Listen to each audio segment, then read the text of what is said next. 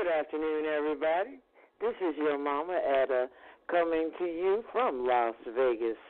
The weather today is partly cloudy, 67 degrees, and expected to get up to 70. You know, I love Las Vegas. While some of you are freezing, I'm feeling real, real good. But I'm thinking about you, trust me. Listen, Happy New Year, everybody. This is my first broadcast of the new year, and I will keep doing it every week.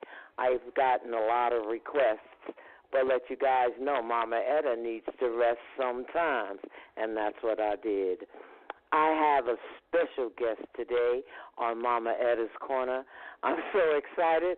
I have been laughing all morning. I am going to tell you about her, and I want you to sit back and enjoy the royal court of the Dutchess of Comedy, and that's Moka. She is from Toledo, Ohio, and is a very, very funny, funny woman. Moka, are you out there on my corner? Absolutely, Mama Etta. How are you today? Well, you know, for an old broad, I'm hanging in here. Excuse me. Age is nothing but a number, honey. That's what you said, girl. You know you're real funny, and we will get to your comedy a little bit in a few. But I want to talk a little bit about the lady, about Moka, the lady from Toledo, Ohio, who's now in my old stomping grounds in Atlanta. So what's going on, Moka? Tell us a little bit about you. Well, I'm a social worker by trade. I've done that for 15 years. Mother of two grown sons. They're not teenagers, grown sons. And decided to move to Atlanta to take my career to the next level. I've been doing it since 2000, and it's time. I'm a star, honey. I'm a star. Oh, I know. I know. So, I read somewhere that you're one of the fastest rising female comedians of today, and that even in 2013 you were awarded Ohio's most funniest female of the year. How did that happen? Mm-hmm. Well, I think I've been a comic all my life and just didn't know that it was my calling. And I was quite surprised to win that award. I just got a call one day from Cleveland, Ohio, and they said, hey, we do these awards every year, and you've been nominated. And so I was very flattered by that. I work hard to make people laugh. I enjoy it. It's also a therapy for myself as well. So when I make others laugh, it makes me laugh. It makes me happy as well, So yes. Constantly working. I've listened to some of your comedy. So you take things that goes on in your life and turn it into a comedy skit? Well, I just talk about everyday things that not only women but men too, they don't want to talk about because they feel like they're the only person going through it. And I just put that comical spin on it, because if you look at any situation you've been in, once you get out of it, you can always find the humor. So that's how I, come up with my material. My life is a big comedy skit. Understand that. Sometimes I think mine is too. Absolutely. I'm like, God was the first comic. He had to be when he created me and some of the crap that's going on in my life. So, I just take that gift that he gave me and try to bring it to other people, uplift, So I read that you actually started your comedy, I don't know, at a birthday party for your mother. Tell us about that. Yes. Oh, my God, girl, that was a fiasco. We had given, my sister and I had given my mother a 50th birthday party, and it was this gentleman, excuse me, that went to my church, and he was always so funny and comical. He really made me laugh. And so I said to him, hey, would you host my mother's birthday party? And so my sister and I, we had wrote all these funny stories about my mother because she's a character. She really is. And he was just destroying the stories. And me, who I am, I got on stage and I said, look, I'll do it. Get your butt off stage. I got this. And so I did it, and that's how I ended up doing comedy. My godparents lived in L.A. at the time, and they were like, you need to come to L.A. and you need to do comedy. But I was so into my social work, I just didn't think that was something for me. But they what's the word, when they pulled the wool over my eyes and invited me to a open mic where I thought I was just going to a comedy show, and the guy got up and he said, bring in Kimberly to the stage, and I was like, who the hell are they talking about? So I was kind of thrown into this, so and I love it. And so you got on stage and you had everybody laughing like crazy, huh?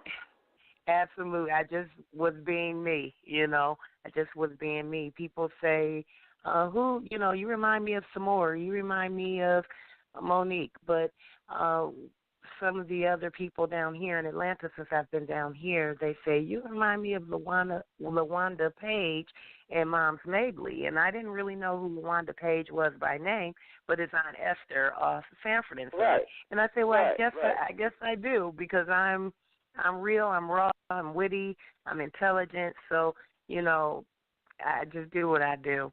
But it's by God's grace. I met Mom's Mabley. I was a very little girl, because I used to hang out with my mother at the Apollo Theater, so I was raised backstage, so I got to, see the real folks, and she was an attractive woman when she had her teeth in her mouth, and she was, but she was very funny, very, very funny. Right. And I find you funny. How do you walk in them heels and then twerk and do the things that you do on stage, honey? Because you and I are about the same size and about built the same way. I couldn't wear those heels. I'd break a knee. Oh, girl, I love my heels. I've been wearing heels since I knew what a heel was. I can run in them, walk in them. Last night I performed at a club down here called After 5, and the guy said, well, I need to at least check your purse and make sure you don't have a weapon. And I started laughing. I said, honey, I don't carry a pistol. I wear heels. I take one of these heels off and hit you in the head. It's a done deal. Understand? So, and I ain't got enough butt to twerk, but I can shake it a little. What I got, I can shake, but I can't twerk, honey. But all these big Atlanta booties down here, I'm going to get one, though. I think you got to get that. The Cubans, they got a procedure. You get you a Cuban behind. Okay. If you long got as that bigger kind of than money. what I got. No, well, I ain't got that kind honey. of money. I'm going to have to stay in the States, get one of these States booties right now. I'm sure. I'll get my money up. Deal with the booty you got, okay? And yet, my friends here on the corner, check out her YouTube comedy. She's so funny, and she looks good in these heels and the jeans, and you'll see she got a little onion going on back there. I don't know what she's talking about, but she, Now, I don't look at women's behinds. I don't want nobody to think, oh, Mama Etta swings that way, but Mama Etta does swing in any direction that she can go to. But anyway, you look fine. Oh, Mama Etta, I love you. You look fine in them jeans, girlfriend, so don't worry about it. Let me ask you another question that I've always wanted to ask a female comedian. What's it like breaking out in a man's world? Because comedy has always been a man's world. And, Absolutely. You can count the female comedians that are mainstream on one hand. Well, it is it's difficult, because a lot of the male comics, they want to objectify you, they want to touch on you and say different things to you, but I tell them all the time, I'm not selling ass, I'm selling jokes, so I'm not interested in any bed play. I've worked with some of the top male comics in this game. I've been offered to go on tour, but I'm gonna have, they're gonna have to rub my chocolate thighs and all that old crap. So it's hard, but I never waver with my integrity. I'm a woman first, and I demand respect. So when you carry yourself a certain way, you know, they dubbed me the Dutchess of comedy, and I think they did that for a number of reasons, not only because of my talent, but because of how I carry myself. So, you know, I make sure that I'm always a lady first. So, but it's difficult. Well, how was sometimes. it like working with the people you work with, like Rick Smiley, Bruce? You know, what was it like working with them? Oh, I love them. Actually, Bruce and I are really good friends. I met him back in 2002, and we still talk and communicate, and he's always treated me with a lot of respect. And so the guys, I think they watch you and they talk to each other. So, you know, just like we as women, we talk to each other and say, hey, this guy's this or this guy's that. So when I work with them in my later years, you know, in the beginning it was difficult, but in my later years of this game, you know, they all seem to really respect me. When they see me, they treat me like the Duchess that I am, and it's a lot of fun. You know, we have a great time. So it's hard following them sometimes, but I just go for what I know, and I make sure that I always have fun on the stage. And as long as I continue to have fun on the stage, I'm going to produce. So. Well, how do you go from a child therapist, a social worker, to comedy? And do you still, you know, do social work? Well, I think I started being a social worker when I was a young child and didn't even know it, just like I was a comic as a young child and didn't know it. And I've been lucky enough to do both of my passions because I love helping people. So you know, my mother's not too happy. I'm going to say that. You know, they spend a lot of money getting all these degrees, and then I'm like, oh, you know, I don't want to do this anymore. I want to be a comic. So my mother's not too pleased about that. But, you know, it's like when God gives you two gifts like that, you just kind of go with it. I'm very spiritual, and I try to let God lead me. And one day I just woke up and I told my kids, I said, I'm moving to Atlanta. And they were like, yeah, okay, yeah. And in November I packed up my stuff and I was like, all right, see ya. And they are still, I think they're still in awe. They're like, really, you just left us, you know. But wow. I was not a good child therapist because, and I'm going to tell you why. I'm not a textbook person. So in the textbooks, they wanted you to give all these ways to help deal with children with bad behavior. And I would be saying, he needs his ass whooped. Slap him in a wall, put a frame on him. Don't let him talk to you like that, you know. So, and I was dealing with majority, primarily white families. So they were like, we can't hit our kids. I mean, that's corporal punishment. I was like, my mama beat my behind several times a day, and I think I did pretty good for myself. So never shot up a school or any of that, you know. So so I just you know, that was not the job for me. And then I didn't really like kids that much. I had my own two children. And I didn't like them, so you know, but it was paying the bills. So I was like, I can't do this because I want to slap some of these kids, you know. It was crazy. So this way, I get to be my own boss, and I get to say what's really on my mind, whether you like it or not. I can pass it off as a joke, you know. Well, what is ADHD and all these alphabets? Girl, they ain't nothing, but they want to get the pharmaceutical company want to give your kids some pills so they can make some money. Well, I mean, I am 48 years old. When I was coming along, wasn't no damn ADHD. You did what your parents told you to do. You did what any adult told you to do. And if you didn't do it, there was consequences. Knock your teeth out or something, black your eye, and then you got up and you went off, you know. But now they're like, oh, he's got ADHD, and the latest one was oppositional defiant disorder. You know what I say for an oppositional defiant child? Beat his ass. He won't be defiant anymore, you know. So, you know, I don't believe in all that. I really don't. So you're so stupid. Well, I but must I'm say to telling you, the truth, honey. Huh? happy belated birthday. I understand February 4th was your day.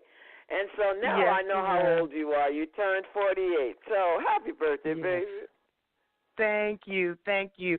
And you know, I was telling my mom the other day, so she called and wished me happy birthday, and I said, you know, and I really wish you had been honest with me about some things in regards to getting older. You know, she told me not to have sex, how not to get pregnant, but she never told me the real important things, such as how your body changes when you get older.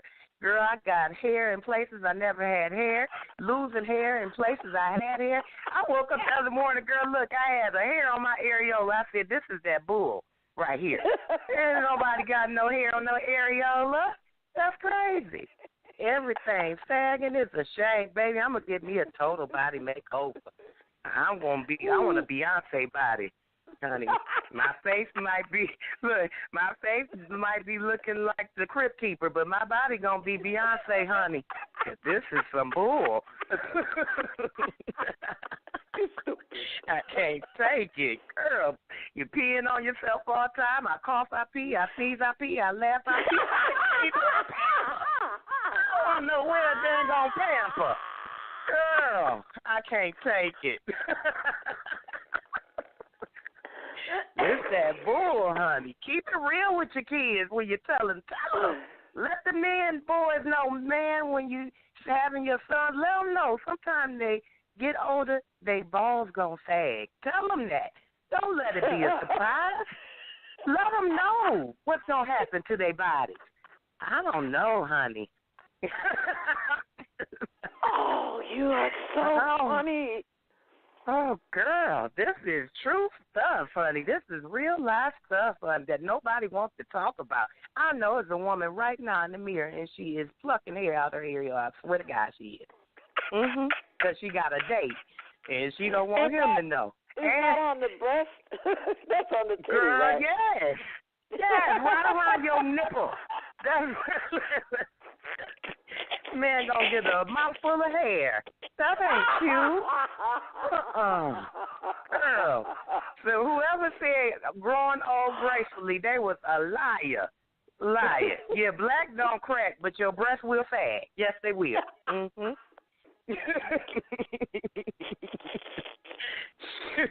You're right. I want to do over. And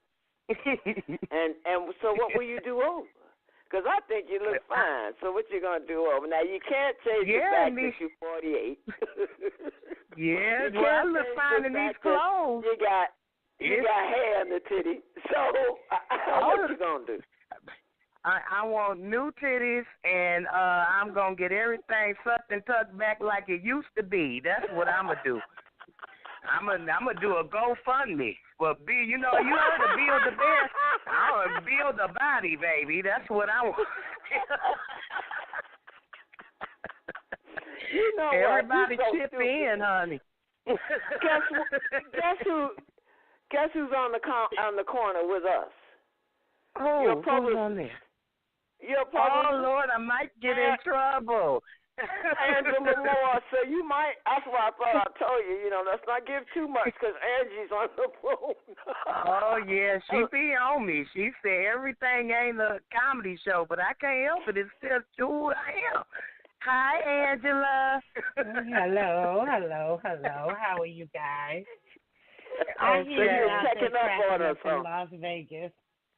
Well, I wanted to listen to the show firsthand. I'm always interested in how my clients are doing, and you all get into everything, but I have to stay on the business end of it. Well, love I got you, you on here so you can tell my friends on my corner exactly what they need to do to actually hear our girl Moka, the Dutchess of Comedy. And so I'm glad you're on the phone because I know sure you want to ask me that?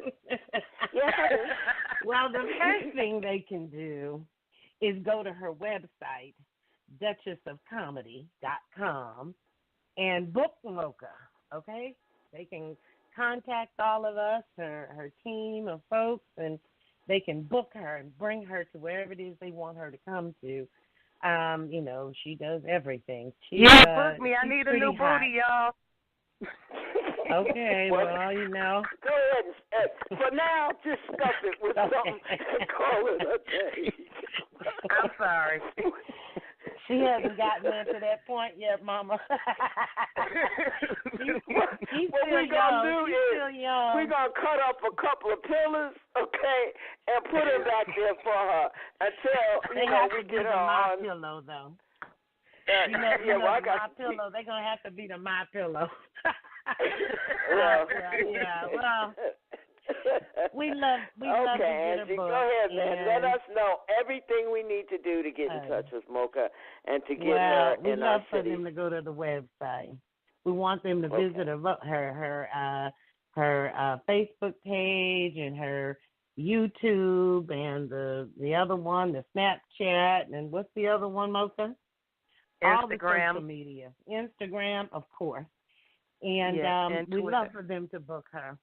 What we're really looking for is someone that's going to put her on tour. We want her to be the only female on that tour. She can certainly hold her own and hang out with the kings of comedy.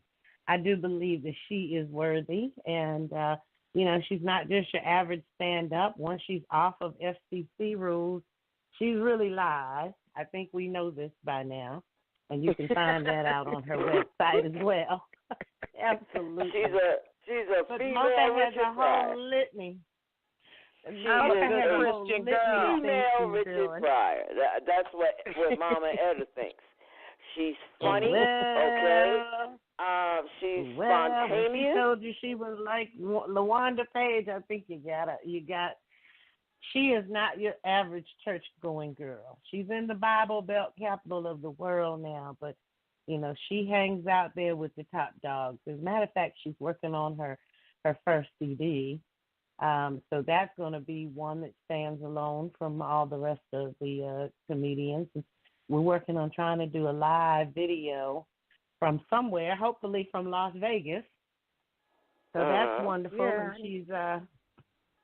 And she's hooked up with Metro Wealth Films out of Atlanta, Georgia. She'll be filming on several of their films, and one that's coming up, of course, they feature hip-hop artists and such. So she's got one coming up, and we're starting her IMDb page, so she'll be out there doing a little acting as well. So she's in the heartbeat of the South. I'm a great actress, honey. I'm a great actress. Listen, Mama Etta, I acted like I love them two Negroes that I married. So I could be. Well, all the world's a stage. Is that the way all the world? The world is my oyster, honey. Speaking for all the women out there of the world. If you did that, then all the world's a stage. Exactly. I love it. Okay. I love it. Well, she's right about that one. Sometimes we do have to act as women, especially, well, anyway. Sometimes we do have to act. Right, okay. Mama Etta, we're going to talk about that later because I got a whole lot of stuff to say about that. I'm going to remember that, ladies. I'm going to remember that. See, I know y'all done acted like y'all was in love with somebody to get that mortgage paid. Don't try to act like I'm the only one. I'm the only one. Okay. I'm in Atlanta, so What you say? Shut up. I told you I loved you. Where's the money? Okay. I need this due today. I'm going to need you. Right. I mean, hey, we've all done might as well do the Breakfast Club, huh? Can we do the Breakfast Club on Mama Etta's Corner? Yeah, I think we should. Yeah, they don't put my ass off anyway. Excuse me. Oh, Lord. Well, she has a lot going on. I'm really proud. She has a unique look. She's beautiful. She's statuesque. She has that aura when she walks in. For a minute there, I thought you were talking about me. Really? I am. I hadn't gotten to Moka yet. I mean, she started off saying, well, I'm like, oh, yeah, go ahead, girl. Scream Mama Etta's virtues. Oh, you guys are so hilarious. I love it. I love it. Your first show of the year is going to be hot. It's hot already. I'm up here. You breaking me a sweat over here. I just want you to know I'm what telling you, my stomach is hurting from laughing so hard. I mean, before the interview. Good for the soul. It really is. It is. It really is. And anybody out there on Mama Etta's Corner, trust me, if you're feeling kind of bad today, go to YouTube and put in there Moka, the Dutchess of Comedy. I promise you, Mama Etta never lies to you.